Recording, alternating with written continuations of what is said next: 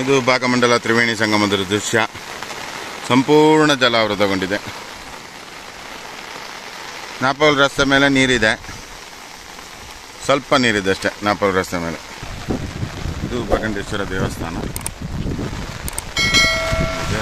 ಬರಲಿಕ್ಕೆ ಇನ್ನಷ್ಟೇ ಬಾಕಿ ಇರೋದು.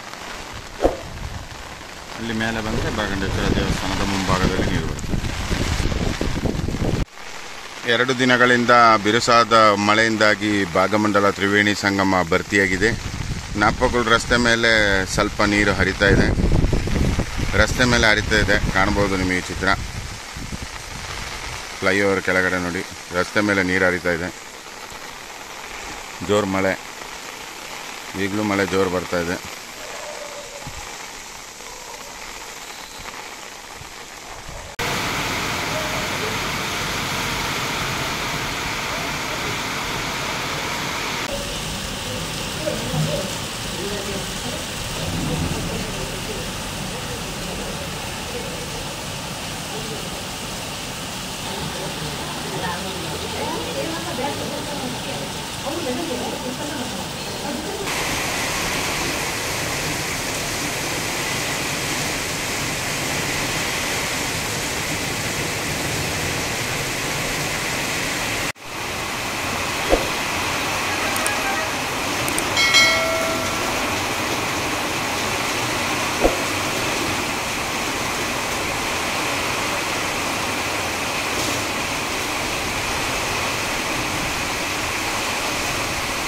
ಲೇಟೆಸ್ಟ್ ಹಾಗೂ ಇಂಟ್ರೆಸ್ಟಿಂಗ್ ಸುದ್ದಿಗಳಿಗಾಗಿ ಬಾಸ್ ಟಿವಿ ಕನ್ನಡ ಚಾನೆಲ್ನ ಸಬ್ಸ್ಕ್ರೈಬ್ ಮಾಡಿ.